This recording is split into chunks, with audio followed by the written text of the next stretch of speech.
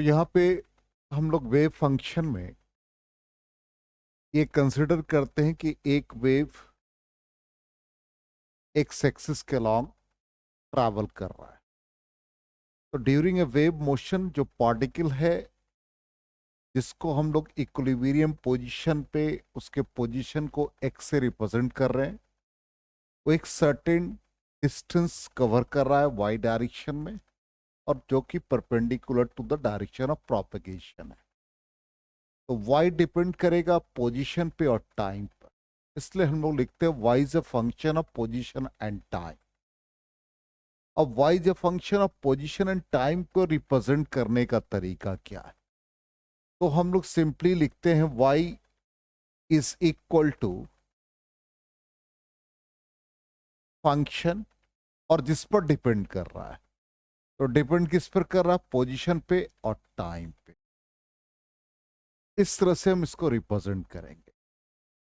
अब यदि कोई वेव ट्रैवल कर रहा है और एक्स जीरो है, और उस कंडीशन में उस पार्टिकल का डिस्प्लेसमेंट अलोंग वाई एक्सिस ये पॉइंट है।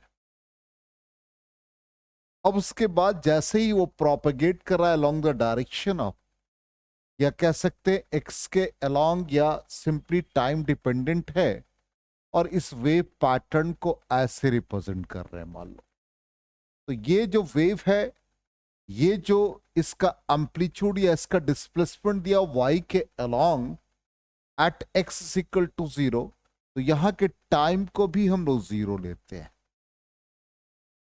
अब आफ्टर सर्टेन टाइम यदि ये वेव ट्रैवल करके मान लो यहां पे वेव पहुंच जाता है, तो ये जो डिस्टेंस कवर कर रहा है x is equal to velocity into time, speed of wave into time.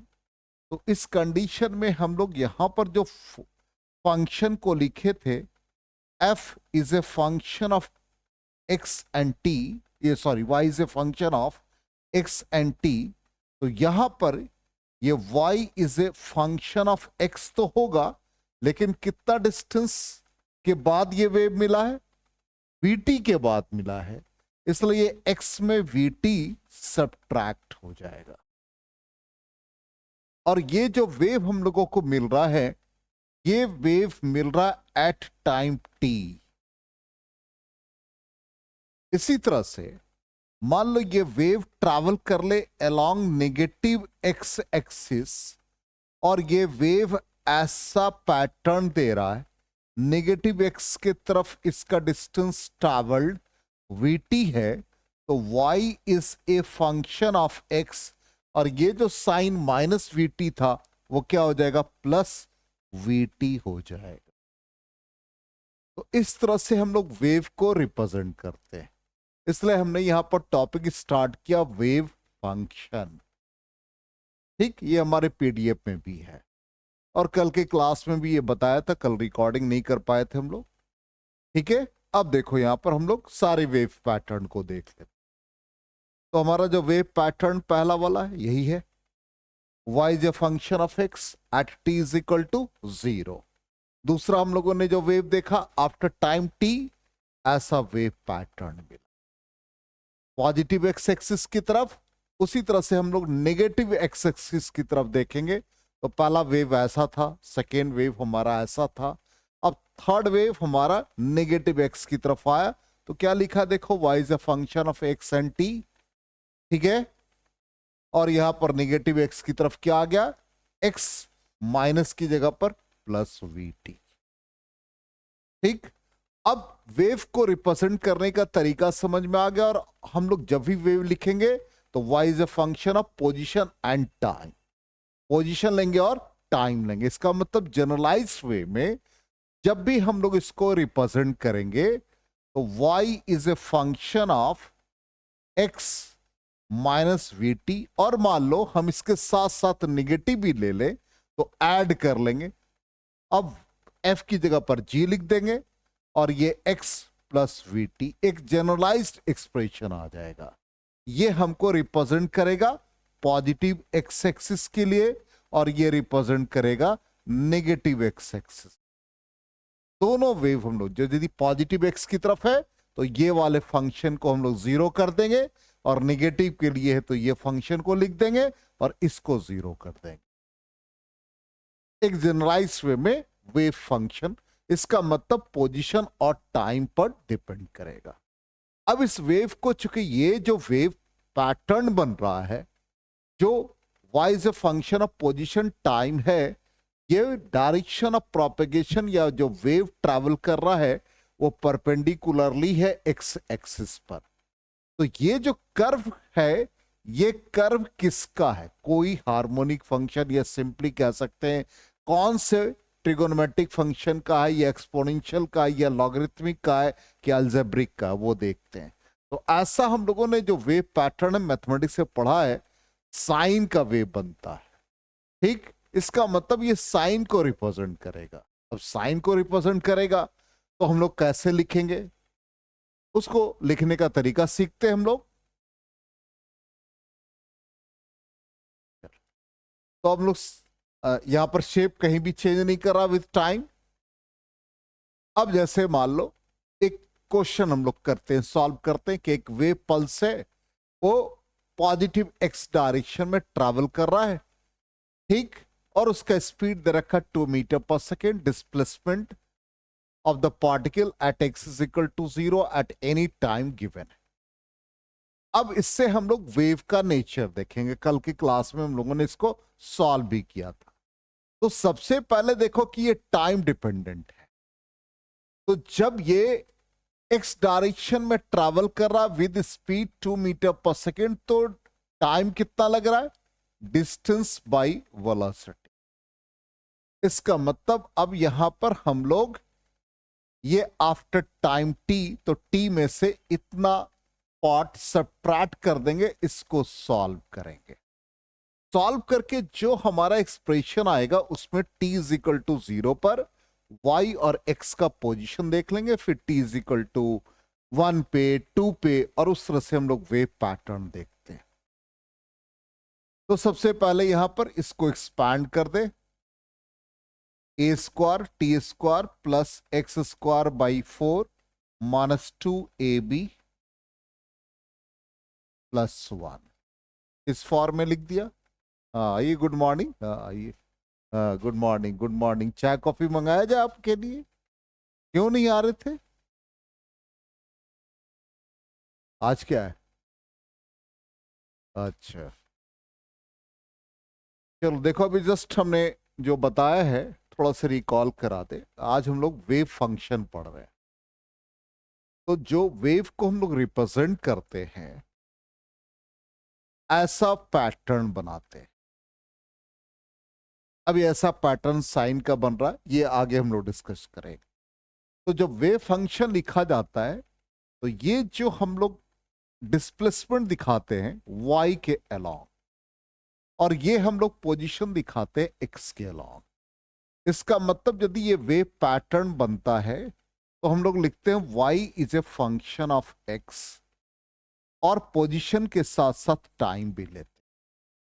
तो उसी के अकॉर्डिंग कहता है एक वेव पल्स ट्रैवल कर रहा है लॉन्ग एक्स एक्सिस, और वेव का स्पीड दे रखा है स्ट्रिंग में, जो वेव प्रोड्यूस हो रहा है उसका स्पीड है 2 मीटर पर सेकेंड, और डिस्प्लेसमेंट पार्टिकल का इस तरह दे रखा है। तो कहता है जैसे ये वेव ट्रैवल कर रहा है तो ये पोजीशन हमारा कहां पर? जहां पर ओरिजिन है। अब यदि ये वेव ट्रैवल करके ऐसे यहां पर पहुंचता है तो इतना डिस्टेंस कवर करता है, तो ये हमारा x equal to v t बन जाता है। तब उस कंडीशन में हम लोग y is a function of x में ये वी टी सबट्रैक्ट कर देते हैं। इसी तरह से यदि कोई वेव नेगेटिव x की तरफ ट्रैवल कर रहा है और ये डिस्टेंस कवर करता है वी टी, तो हम लोग y is a function of x plus v T लिख देते हैं। तो इसी पर बेस्ड ये क्वेश्चन है। तो अब यहां पर वेरिएबल क्या है? टाइम है। तो अब जो नेक्स्ट पल्स हमें मिल रहा है उस टाइम को रिप्रेजेंट करेंगे, तो डिस्टेंस या पोजीशन जो है वो x है और स्पीड 2 है। तो नेक्स्ट टाइम जो मिला वो x/2 पर मिला, इसलिए t में x-2 को सबट्रैक्ट कर दिया। अब ये a minus b whole square के फॉर्म में है, तो a square plus b square minus 2ab plus 1 हो गया। अब इसमें से 2 और 2 कैंसिल हो गया, इसको सिंप्लीफाई करेंगे तो 2 डिवाइडेड बाई, देखो क्या बन रहा है, T square plus x square by 4 minus T plus 1, ये वैल्यू आ गई। तो y डिपेंड कर रहा टी पर भी और x पर भी। तो सबसे पहला स्टेप हमारा होगा, यहां पे जो पहला स्टेप होगा, हम लोग टाइम पीरियड 0 लेंगे। अब टाइम पीरियड 0 पर हम लोग पोजीशन निकालेंगे पार्टिकल का, मतलब वेव का। तो अब यहां x का वैल्यू या y का वैल्यू पहले लिख लें, तो फिर x निकाल लेंगे। तो y इज इक्वल टू, देखो क्या बना, 2 डिवाइडेड बाई, ये 0 हो गया, तो क्या बन गया भाई, जल्दी से बताओ, t0 पर एक्स स्क्वायर बाई 4 प्लस 1। अब यहां सारे वैल्यू निकालते हैं। अब x का वैल्यू पुट करो ऐसा जिससे कि y फ्रैक्शन में ना हो, इजीली सॉल्व हो जाए। तो x का वैल्यू यदि हम 0 पुट करते हैं तो y का वैल्यू कितना आ रहा है, 2 आ रहा है। अब x का वैल्यू हम 2 डालते हैं, तो 2 का स्क्वायर 4/4 1, तो 2/2 1, ठीक। कैसे आएगा, हमने x का वैल्यू 2 डाला, तो 4/4 1, तो 2 डिवाइड बाई 2, तो y का वैल्यू 1 आ गया। इसी तरह से x का वैल्यू -2 डालो तो भी y का वैल्यू 1, x का वैल्यू 4 डालो, कितना आगे 16/4, तो 4 प्लस 1 5, 2/5, कितने आगे 0.4। गुड मॉर्निंग सर, आइए 0.4। x का वैल्यू -4 डालो, y कितना आ रहा है 0.4। चेक करो सारे वैल्यू को,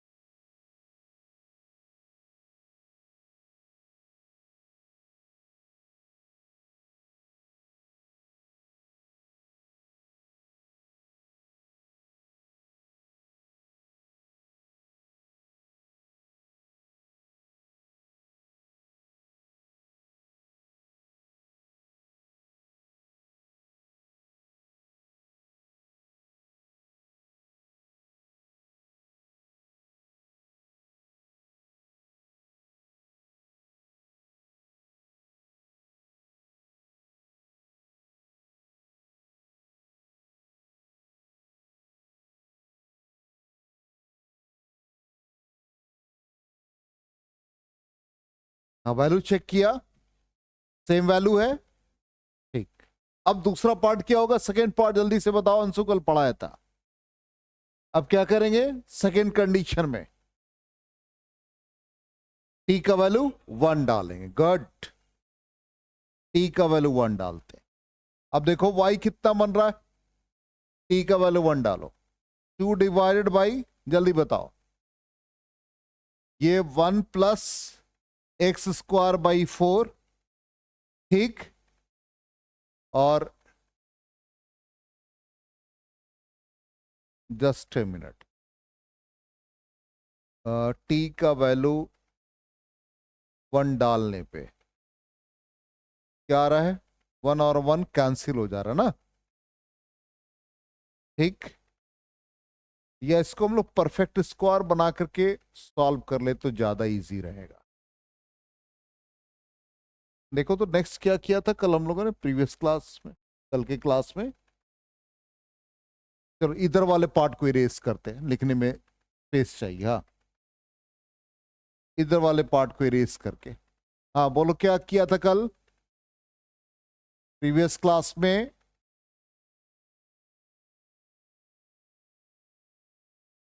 चलो पहले ये वाला वेव हम लोग ड्रॉ कर ले, पहले फर्स्ट कंडीशन देख लेते हैं। देखो अब इसका वेव कैसा बनेगा बताओ जल्दी से।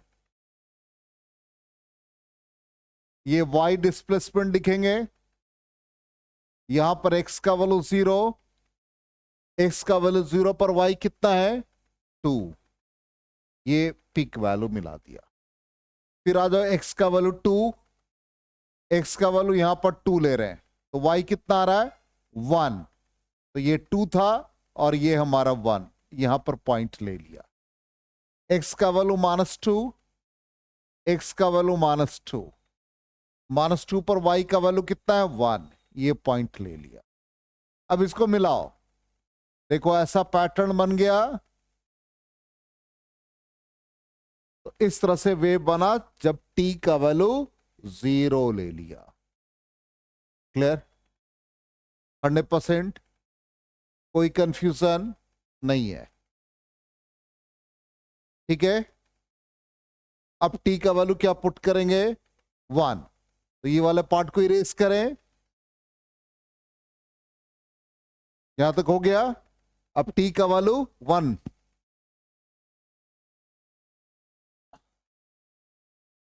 ठंड में हाथ में दिख। अब t के वैल्यू 1 पे आ जाए, t का वैल्यू 1 डाल दिया, तो y is equal to 2 divide by 1 plus x square by 4 -1 + 1, यही था। अब इसको हम लोग परफेक्ट स्क्वायर बना दे, तो ये देखो 1 + x/2 का होल स्क्वायर लिखते हैं, -2 इंटू x/2 इंटू ये हमारा 1 हो जाना चाहिए। जस्ट ए मिनट, और t का वैल्यू 1 पुट किया,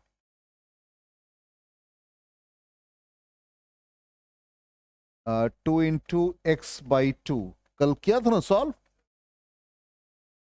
कहां पर छूट गया x? इसके साथ x है ना, t के साथ। ठीक ठीक, कोई बात नहीं, ये t इंटू एक्स है। चलिए t इंटू एक्स, वही हमने कहा कि कहां एरर आ रहा है। ठीक है, तो ये बन गया t। ठीक है, लेकिन t का वैल्यू हम लोगों ने 1 रखा था। ठीक है, तो t को हम लोगों ने रिप्लेस करके 1 कर दिया, तो ये हमारा फैक्ट वैल्यू हो गया 1। क्या एरर आ रहा है देखो तो, चेक करो तो, तुम लोग ने कल नोट नहीं किया था।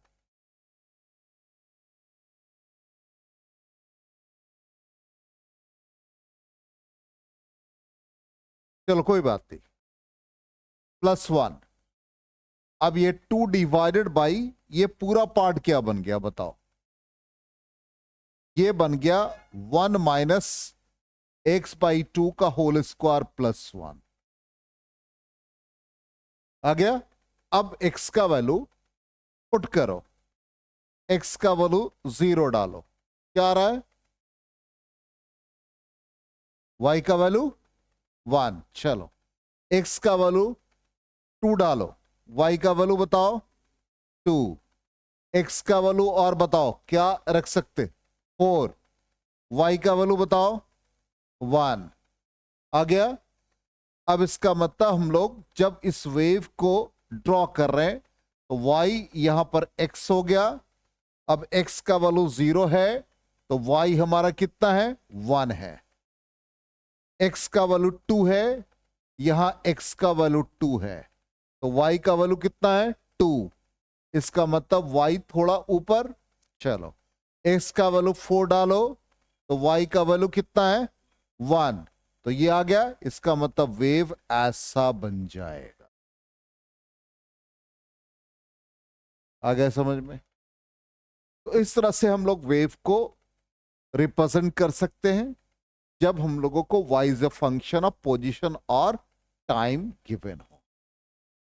क्लियर?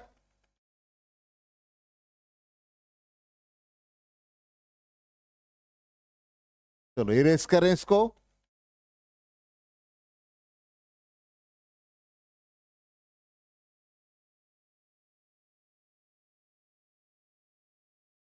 तो देख लेते हैं हम लोग क्या रिजल्ट आया हमारा। यही है, रिप्लेस करके ये लिखा था, ठीक। और फाइनली हमारा t का वैल्यू 0 डालने पर y का वैल्यू ये आ गया। देखो पहला वाला पार्ट हमारा ये था, एक एक पार्ट को हम लोग चेक कर रहे हैं और हम लोगों का पैटर्न भी ऐसा बन गया। ये कब था? जब t इज इक्वल टू 0। और नेक्स्ट हम लोगों ने टाइम इंटरवल 1 लिया था, तो ये इक्वेशन आ गया था। इसमें वैल्यू सब्स्टिट्यूट किया था x का, y का वैल्यू आ गया, x के कॉरस्पॉन्डिंग y के डिफरेंट वैल्यूज। तो इस तरह से वेव पैटर्न मिला। क्लियर? अब जब हम लोग इस वेव को रिप्रेजेंट करते हैं तो ये वेव हमारा हार्मोनिक होता है। अब ये सब टर्म नया आपके लिए, हार्मोनिक। अब सिंपली ये वेव पैटर्न जो है वो साइन का वेव है। अब ये साइन वेव को रिप्रेजेंट करता है। क्रेस्ट क्रेस्ट के बीच का डिस्टेंस हम लोग वेवलेंथ से रिप्रेजेंट करते हैं। जो मैक्सिमम डिस्प्लेसमेंट होता है वाई के अलोंग, उसको हम लोग एम्पलीट्यूड कहते हैं, जो कैपिटल ए से रिप्रेजेंट किया। अब इस पूरे वेव को हम लोग किस तरह से रिप्रेजेंट करेंगे? तो यहां आपको एक बेसिक चीज सीखना पड़ेगा कि जब हम लोग y is a function of sine x का ग्राफ बनाते हैं तो ग्राफ का नेचर ऐसा आता है, ठीक। ये हमारा यदि एम्पलीट्यूड 1 है तो हम लोग y का वैल्यू 1 लिखा, मतलब साइन का मैक्सिमम वैल्यू +1 एट 90 डिग्री। तो ये 90 डिग्री पर 1 एम्पलीट्यूड दे रहा है, इसलिए हम लोग y is equal to sine x लिखते हैं। इसका मतलब यहां पर ये कोफिशिएंट में एम्पलीट्यूड होता है। अब मान लो कि यहां पर हम एम्पलीट्यूड a लिख रहे हैं, तो ये क्या बन जाएगा? y is equal to a sine. अब यहां पर ये एंगल हमारा x के कॉरस्पॉन्डिंग है, तो हम एज्यूम कर लेते हैं कि इसके साथ कुछ और भी पैरामीटर हो, तो वो कांस्टेंट a से मल्टीप्लाई कर दिया। अब a से जब मल्टीप्लाई कर दिया तो वो हमारा a का वैल्यू क्या देगा? a, कैपिटल A तो फिक्स हो गया, कैपिटल A क्या बन गया? एम्पलीट्यूड। अब यहां पर पहला जो वेव स्टार्ट हुआ, ये पोजीशन हमारा क्या है? x 0, तो y क्या है? 0। हम x के वैल्यू को यदि 0 डालते हैं तो क्या ये इक्वेशन को सेटिस्फाई करता है? तो कर रहा है। जब x का वैल्यू 0 डालते हैं तो y भी 0 आ गया, तो ये वैल्यू सेटिस्फाई कर दिया। अब यहां पर आते हैं तो यहां y का वैल्यू 0 है, तो ये y का वैल्यू 0 है, तो x का वैल्यू क्या है यहां पर? वो यहां पर हाफ ऑफ द वेव है। इसका मतलब ये जो पोजीशन है वो कितना है? λ/2। इसका मतलब यदि हम इसमें y का वैल्यू 0 डाल दे तो a साइन, अब a हो गया अननोन क्वांटिटी और x हमारा क्या बन गया? λ/2। अब ये जो 0 है, तो इसका मतलब ये पूरा जब वेव ट्रैवल करता है तो ये एंगल कितना बनता है? यहां पर पाई बनता है। इसलिए हम लोग यहां 0 ना लिख करके साइन पाई लिखेंगे, ठीक। इसको एक स्टेप और सॉल्व कर ले। 0 is equal to sine a λ/2। अब इसके बाद लेफ्ट साइड में 0 की जगह पर साइन पाई कर दे, तो sine a λ/2। Eliminating sine on both sides. यदि साइन को हम लोग एलिमिनेट कर दे तो यहां पर क्या बनेगा? Pi is equal to a λ/2। अब a का वैल्यू क्या बन गया? 2 पाई/λ। इसका मतलब अब हमारा ये जो वेव इक्वेशन हमने लिखा था, ये फाइनली क्या बन जाएगा? y is equal to a amplitude और ये साइन, और a को हम लोगों ने किससे रिप्लेस किया? 2 पाई/λ से, तो 2 पाई/λ इंटू x हो गया। आ गया समझ में? अब मान लो कि यही वेव अभी हम लोगों ने कहां से स्टार्ट किया? ओरिजिन से। अब ये ओरिजिन से ना स्टार्ट होकर के आफ्टर सर्टेन टाइम टी, अब यहां से स्टार्ट हो वेव ऐसे, तो ये वेव कितना डिस्टेंस ट्रेवल किया? v into t. इसका मतलब यहां पर क्या हो जाएगा? y is equal to a sine, बोलो क्या आ जाएगा? 2 पाई/λ। x में कितना सबट्रैक्ट कर देंगे? vt। तो ये जनरलाइज्ड फॉर्म हो जाएगा एक वेव का, इसलिए वेव इक्वेशन इसी फॉर्म में लिखा जाएगा।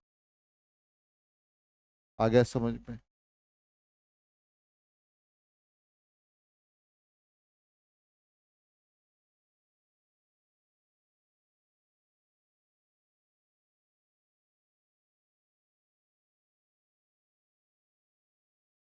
ठीक है, ये हम लोगों को ऐसा नहीं कि रटना है, वेव को रिप्रेजेंट करने का तरीका सीख रहे हैं और इसी को हम लोग यूज करते रहेंगे। इरेज करें, आगे बढ़े। ओहो, ये क्या हो गया? कल भी परेशानी हुई थी ना?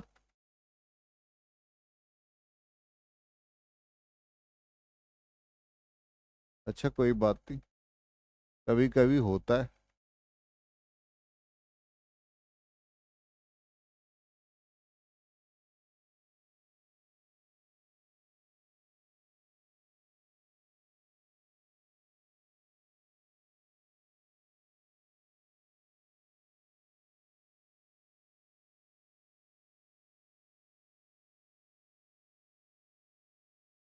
चलो, कितने स्लाइड पर थे हम लोग? 35 पर।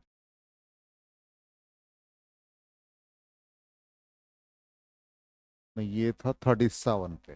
कोई बात नहीं।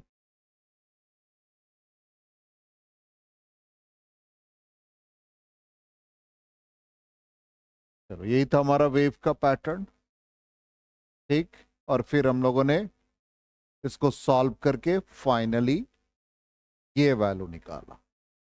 एक्स का वैल्यू λ/2 लेकर के सॉल्व किया, तो फाइनली ए का वैल्यू 2 पाई/λ, और हमारा फाइनल वेव इक्वेशन ए साइन 2 पाई/λ इंटू एक्स। ठीक, तो जनरल वेव इक्वेशन आ गया। अब यहां पर ये भी एक वेव पैटर्न। तो देखो, कहता है कि जब वेव मूव कर रहा है towards right with speed v, तो wave function at time t।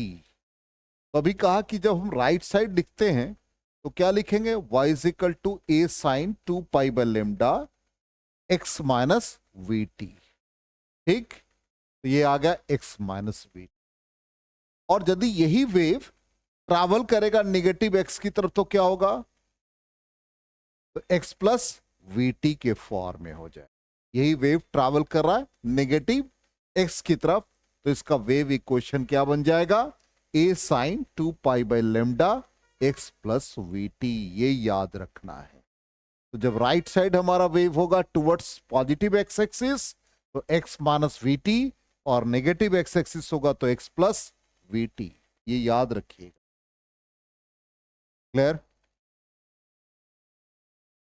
तो वेव फंक्शन समझ में आ गया।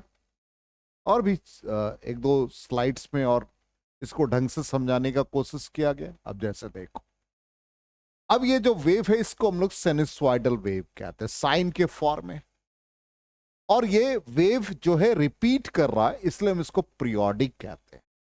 और कंटिन्यूटी है, जितना पॉजिटिव हाफ साइकिल उतना निगेटिव, इसलिए हम लोग कहते हैं पीरियोडिक कंटिन्यूअस वेव।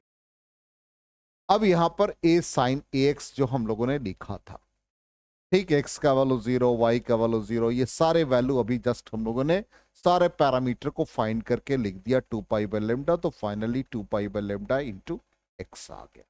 इसी फॉर्म में आ गया। अब ये वेव सिंपलेस्ट एग्जाम्पल है।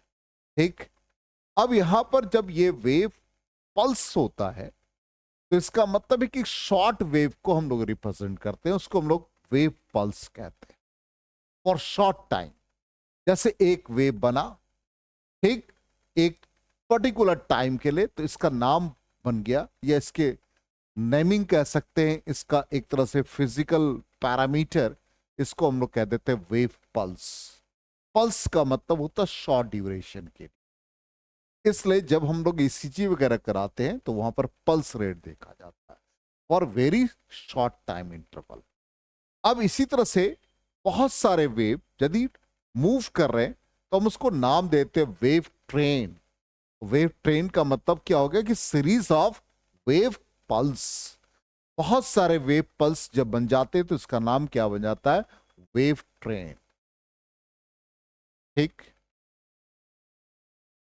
अब यहां पर जैसे एक पार्टिकल पी मूव कर रहा है एक्स एक्सिस के अलॉन्ग और डिस्टेंस एक्स है ओरिजिन से, तो इस तरह का वेव पल्स क्रिएट होता है। वेव पल्स क्रिएट होता है तो यहां पर ये हमारा एम्पलीट्यूड होता है। एम्पलीट्यूड को हम लोग maximum displacement from mean position कहते हैं। वही कहता है कि जो डिस्टरबेंस स्टार्ट हो रहा है ओरिजिन से और पॉइंट पी पर पहुंच रहा है। ठीक, अब ये जब पॉइंट पी पर पहुंचेगा तो कितना टाइम लगा इसको, जितना डिस्टेंस ट्रेवल किया बाई वेलोसिटी, इसलिए हम लोग क्या लिखते हैं, एक्स बाई वी। ठीक, ये ऑलरेडी हमने पढ़ा दिया लेकिन फिर भी यहां पर तो ये x का वैल्यू कितना हो गया, v इंटू टी। ये कितना हो गया डिस्टेंस, ये पूरा एक वेव कंप्लीट किया तो वेवलेंथ लेम्डा। ठीक, इसी को हम लोग वेवलेंथ से रिप्रेजेंट करेंगे।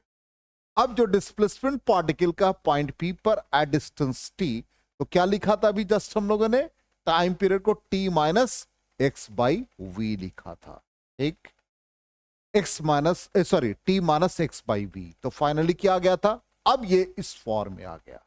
अब कहोगे कि सर यहां पर ओमेगा एक नया टर्म आ गया, वहां तो हम लोग वेव को किस फॉर्म में पढ़ रहे थे, ये देखो कितने टर्म आते जा रहे हैं, इस तरह से वेव को रिप्रेजेंट भी करते जा रहे हैं।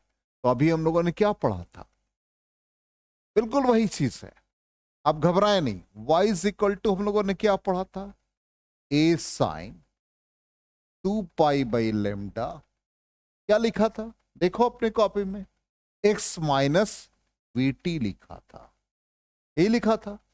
आप इसको इस फॉर्म में भी लिख सकते हैं, y is equal to a sine 2 pi by lambda v t minus x के फॉर्म में भी लिख सकते।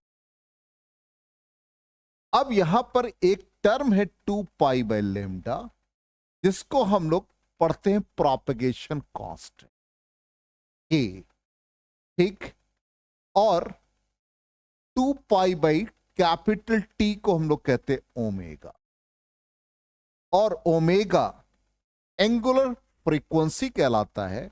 तो यहां पर यदि हम ओमेगा बाई के का रेशियो निकाले तो क्या देगा, जल्दी से बता दो, लेमडा बाई टी, और रेसिप्रोकल ऑफ टाइम फ्रीक्वेंसी कहलाता है। तो न्यू लेमडा, और ये किसके बराबर बन गया, v के इक्वल बन जाता है, और उसी को हम लोग वेव स्पीड कहते हैं। ठीक, अब यहां पर गौर से देखिए ये फंक्शन क्या है, यहां पर देखो इसी को हम लोग लिख रहे हैं omega t x minus v. अब आप v कॉमन ले लो, इसी से y is equal to a sine, ध्यान देना 2 पाई बाई, यहां पर लेमडा है, ठीक है ध्यान दीजिएगा, और v को कॉमन ले ले तो क्या बन जाएगा, t minus x by v बनेगा, बोलो। ठीक, अब देखो a sine 2 pi by lambda को क्या लिख रहे हो, चेक करो, a लिख रहे हो।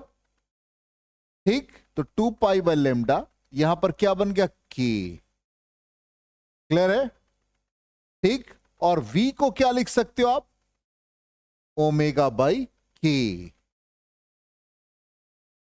तो t minus x by v, ये और के कैंसिल हो गया, तो क्या बन गया ये, a sine omega t minus x by V. आ गया समझ में, वेव फंक्शन लिखने का तरीका, हम बहुत सारे वेव बताएंगे, अभी घबराएंगे नहीं, बहुत सारे तरीके से हम लोग वेव को रिप्रेजेंट कर सकते हैं।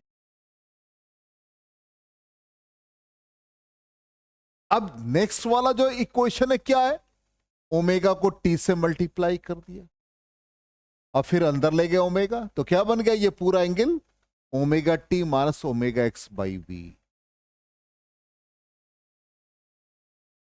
ठीक है, क्योंकि प्रॉब्लम में जो दिया रहेगा बहुत सारे फैक्टर के साथ दिया रहेगा, डिफरेंट फॉर्म रहेगा वेव का, इसलिए सारे वेव फॉर्म हम लोगों को सीखना है। हो गया यहां तक क्लियर?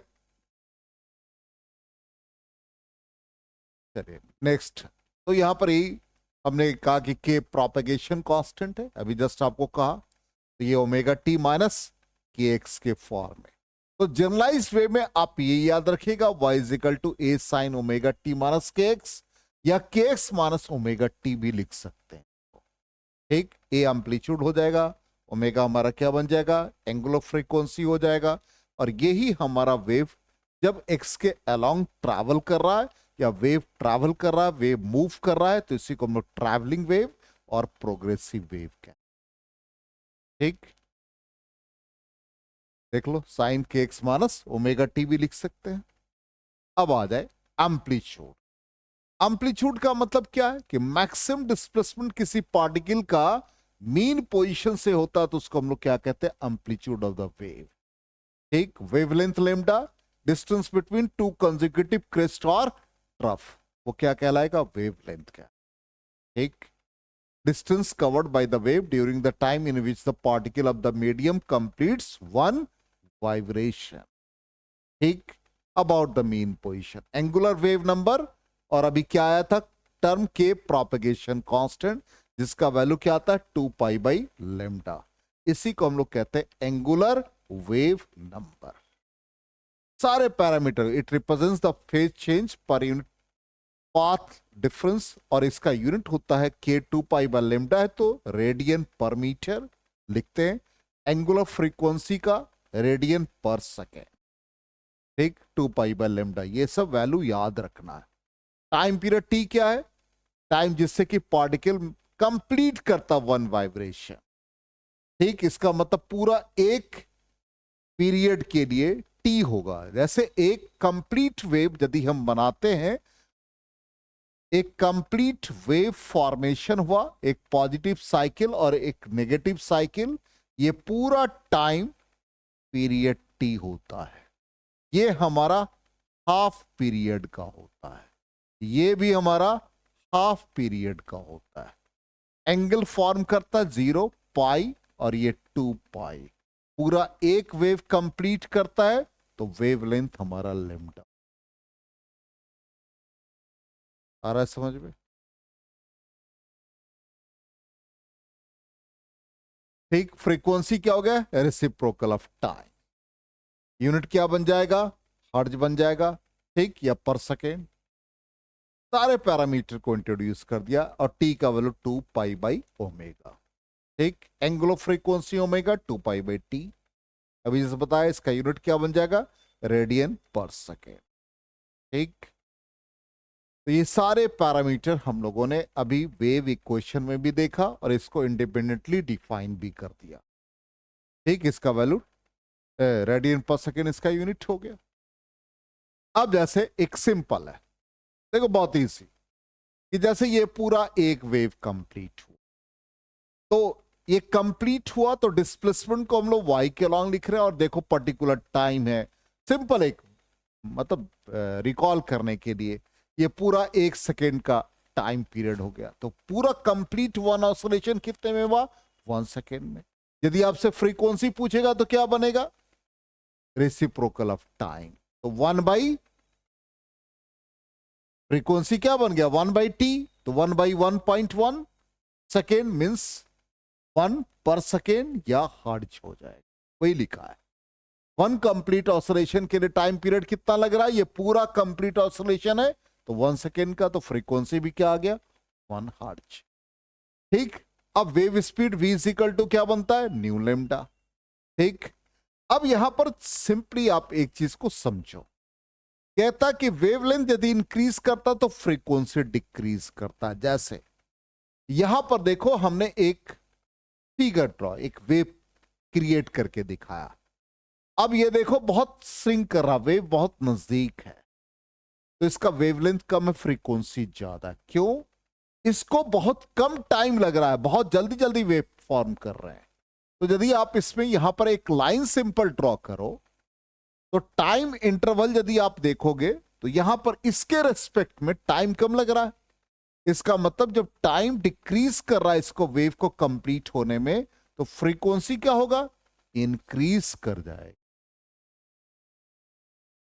समझ में आ गया? इसलिए जब वेव काफी नजदीक हो तो हम लोग उसको क्या कहते हैं? High frequency. और वेवलेंथ क्या होगा? लो, क्योंकि v equal to nu lambda, उससे वेवलेंथ क्या आ जाएगा? तो ठीक इसी तरह से वेव यदि दूर होगा तो क्या होगा? फ्रीक्वेंसी डिक्रीज करेगा, अब वेवलेंथ इंक्रीज कर जाएगा। ठीक, देख लेते हैं, चेक कर लेते हैं। ऐसा ही वेव दूर है तो फ्रीक्वेंसी क्या हो गया? लो और वेवलेंथ हाई। आ गया समझ में? अब जैसे यहां पर दे रखा, बहुत सिंपल है, ग्राफ शो कर एक ट्रैवलिंग वेव का, तो क्या कहता है? एम्पलीट्यूड ऑफ द वेव बताओ। तो एम्पलीट्यूड कितना हो गया इसका? देखो मैक्सिमम डिस्प्लेसमेंट कितना? 10। तो डिस्प्लेसमेंट क्या चीज में? सेंटीमीटर में। तो एम्पलीट्यूड कितना बन जाएगा? 10 सेंटीमीटर बन जाएगा। ठीक, फ्रीक्वेंसी कितना आ जाएगा? जल्दी से बता दो,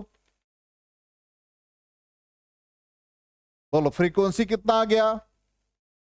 0.5 सेकेंड आ गया। तो फ्रीक्वेंसी रेसिप्रोकल ऑफ टाइम, तो पूरा एक वेव कंप्लीट करने के लिए 1 सेकेंड लग रहा है। ठीक, तो 1/1, और यूनिट क्या दे रखा है? मिली सेकेंड में, तो 10⁻³ तो फ्रीक्वेंसी क्या आ गया? 1000 हर्ट्ज। आ गया समझ में? बहुत बेसिक चीज है, जिससे कि हमको एक एक कॉन्सेप्ट क्लियर हो जाए। अब आ जाए प्लेन प्रोग्रेसिव वेव। कहता during the propagation of a progressive wave, या मतलब पार्टिकल्स ऑफ द मीडियम जब ऑसिलेट करता harmonically about the mean position, उसको हम लोग प्लेन प्रोग्रेसिव वेव कहते हैं। सिंपली अभी जस्ट हम लोगों ने जो स्टडी किया उसके अकॉर्डिंग ये हमारा वेव पैटर्न है, जिसको हम लोगों ने साइनसॉइडल वेव कहा। तो कहता है कि during the propagation of A wave, जो पार्टिकल्स है इस मीडियम का, वो परफॉर्म कर रहा है क्या? SHM about the mean position. इसका मतलब ये पार्टिकल डिस्प्लेस हो रहा है मीन पोजीशन के अबाउट। कैसा मोशन दे रहा है? अप डाउन, ऐसे एरो यही ना कह रहा है। तो इसका मतलब क्या हो रहा है? इस वेव को हम लोग क्या कहते हैं? हार्मोनिक कहते हैं। समझ में आ गया?